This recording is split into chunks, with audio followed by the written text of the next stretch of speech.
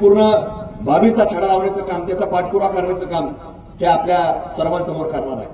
म्हणून आज हा समाज जागृत करणं, आज आपण सांगतो की आदिवासी समाज हा पठार भागामध्ये राहतो, हा वाडी वस्तीवर राहतो, हा जंगलामध्ये राहतो, पण अनेक वेगवेगळ्या प्रकारचे जनावर तिथं असतात. जसं तुम्ही सांगितलं मेघा साहेब की कुठली माशी असेल, कुठलं वाघ असेल, कुठं जातो काय सगळं माहिती असतं, आपण त्यांना छेडत नाही. तशी ही जी आहे ते कुठलाही व्यक्ती वाघ नाही,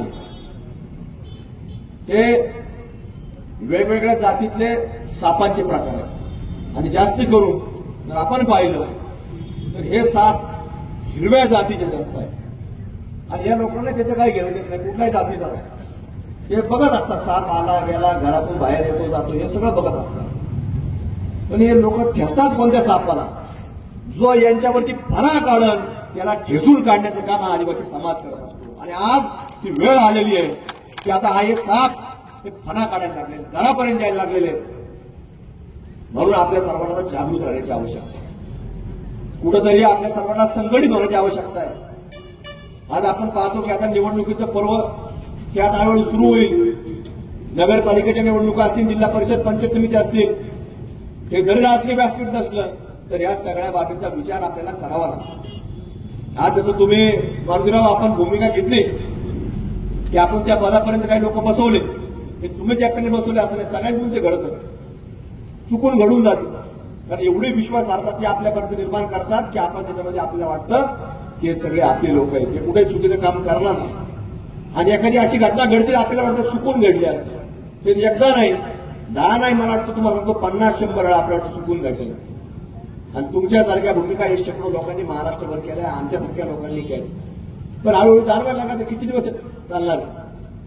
आपल्या याच्यावर जर आवाज उठवला नाही, आपण सातत्याने याच्यावरती पांघरून घालत बसलो तर हे पाप आपल्याशिवाय लागल्याशिवाय राहणार नाही. आणि म्हणून पापाचं जर आपल्याला प्रायश्चित करायचं असेल तर ही भूमिका, हा आवाज आपल्या प्रत्येकाला उठवावा लागणार आहे आणि समाजाला जागरूकता निर्माण करावं लागणार आहे. म्हणून आजचा कार्यक्रम देखील त्याचाच भाग आहे. संख्या किती ती कुठे इथे हजारो आले, लाखो आले, तो भाग महत्वाचा नसतो, पण समाजामध्ये किती लोक जागृत झाले हा सर्वात महत्वाचा भाग आहे. आणि म्हणून आज एखाद्या गाव खेड्यामध्ये एखादी घटना घडती, पण तुम्ही इथे बसलेले लोक आहेत, तुमच्या माध्यमातून आज हजारो लोकांपर्यंत ती जागरूकता निर्माण होणार. काही लोक खोटं नावं सांगतात, जसं तुम्ही सांगितलं की बेकरीचं नाव खोटं असतं, दुकानाचं नाव खोटं असतं, माणूस आतमध्ये मालक वेगळा, तसं नाही. हे फक्त इथपर्यंत मर्यादित नाहीये, हे तुम्हाला सांगतो. आता जशी आता या बांगलादेशमधून लोक इथपर्यंत आली, आमच्याकडे पोलीस स्टेशनला, नगरच्या आजूबाजूच्या पोलीस स्टेशनला अधिकृत पोलिसांनी पकडून त्यांच्यावर एफआयआर देखील दाखल केला, त्यांचा जबाब सुद्धा घेतला. हे कुठून आले तर बांगलादेशून आले असा जबाब देखील घेतला, त्यांच्यावर गुन्हे दाखल करून त्यांना अटक केली आहे. दर्जेदार शिक्षणाची हमी म्हणजेच JSS गुरुकुल. प्ले ग्रुप ते इयत्ता 8वी इंग्रजी माध्यमासाठी प्रवेश प्रक्रिया सुरू. डिजिटल तंत्रज्ञानाद्वारे शिक्षण पद्धती. एका वर्गात फक्त 20 ते 25 विद्यार्थी.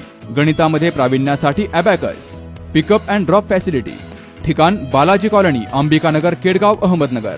संपर्क 0241 241 7007, 9403 98 7007 आणि 9371 38 8007.